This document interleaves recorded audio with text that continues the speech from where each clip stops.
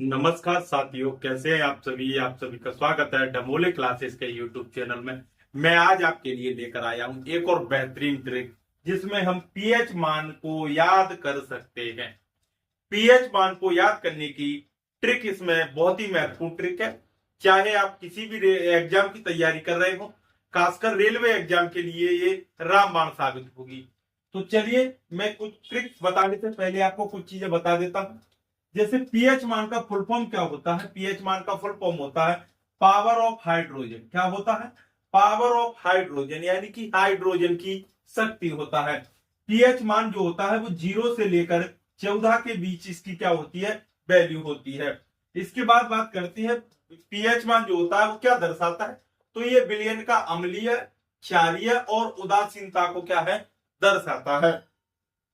PH मान की value अगर 7 है तो वो क्या होता है? उदासीन होता है। पीएच मान की वैल्यू अगर 7 से ज्यादा है तो वो क्षारीय होगा। और पीएच मान की वैल्यू जो 7 से कम है तो वो क्या होगा? अम्लीय होगा। अब मैं बात करता हूं पीएच मान की स्केल पर कुछ इस तरह से नंबर लिखे होते हैं। यहाँ पर 0, 1, 2, 3, 4, 5, 6, 7, 8, 9, 10, 11, 12, 13 और 14 इस तरह से स्केल होती है। तो जो 7 जो होता है, 7 की जो वैल्यू होती है वो क्या होता है? उदासीन होता है। 7 के अगर बात की जाए 8, 9, 10, 11, 8 से 14 तक जो होता है वो क्षारीय होता है। क्या होता है? क्षारीय होता है। और 7 से पहले जैसे 0, 1, 2, 3, 4, 5, 6 ये क्या होती है? इसकी वैल्यू अम्लीय होती है। इसमें मैं एक चीज और बता देता हूं कि जो 1, 1, 2, 3 यानी कि 0 तक जो होता है वो क्या होता है? 1 तक क्या होता है? स्ट्रॉन्ग अम्ल होता है। जबकि अगर बात की जाए 14 तक तो ये क्या होता है? स्ट्रॉन्ग क्षार होता है, मजबूत क्षार होता है। इस तरह से आपसे पूछे जाते हैं। अब चलते हैं हम ट्रिक की ओर। चलिए, तो मैं आपको बता देता हूं किस तरह से हम इनको निकाल सकते हैं। जैसे कि नींबू का रस, नींबू का रस, नींबू रस का पीएच मान कितना होता है? तो नींबू में मैं यहां पर देखता हूं तो नींबू में यहां पर कितने अक्षर है? नींबू में ना और बा दो, और रस में कितनी है? दो। तो नींबू का रस यानी कि नींबू कितना हो गया? 2 अक्षर से हो गया। और रस 2.2 हो गया। यहां पर क्या हो गया? 2.2 हो गया। अगला आता है यहां पर क्या है? सिरका। क्या लिखा हुआ है? सिरका। सिरका में कितने अक्षर हैं?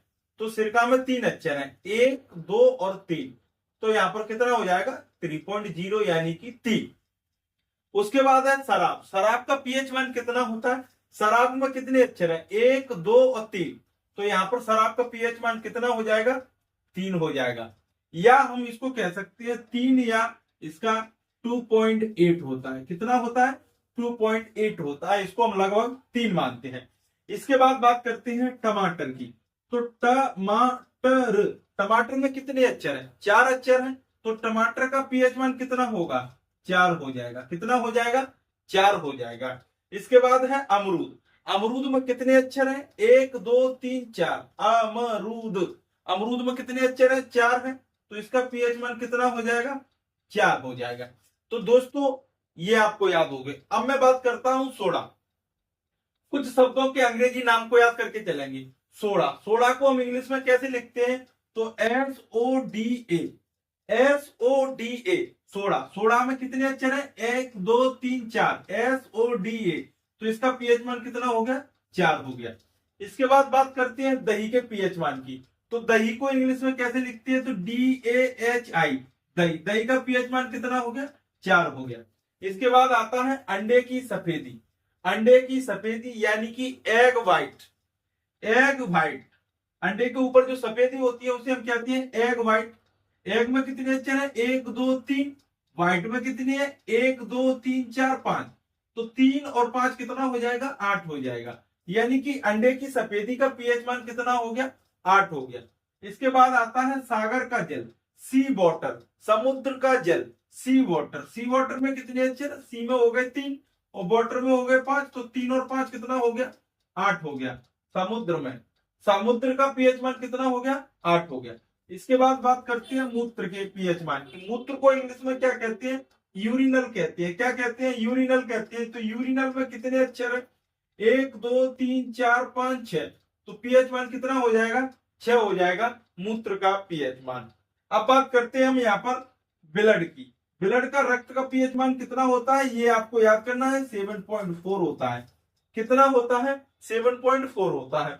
इसके बाद आता है पानी। पानी का पीएच मान कितना होता है, 7 होता है, ये भी आपको याद करना है। और पानी में क्या निकलता है, आंसू निकलता है, तो आंसू का पीएच मान कितना हो जाएगा, 7 हो जाएगा। तो पानी और आंसू का पीएच मान कितना होता है, 7 होता है। और ब्लड का, रक्त का पीएच मान कितना होता है, तो 7.4 होता है। दोस्तों ट्रिक अगर आपको अच्छी लगी हो तो अपने दोस्तों के साथ वीडियो को शेयर करें, वीडियो को लाइक करें और कमेंट करके जरूर बताएं कि कमेंट करके जरूर बताएं कि वीडियो आपको कैसी लगी। धन्यवाद।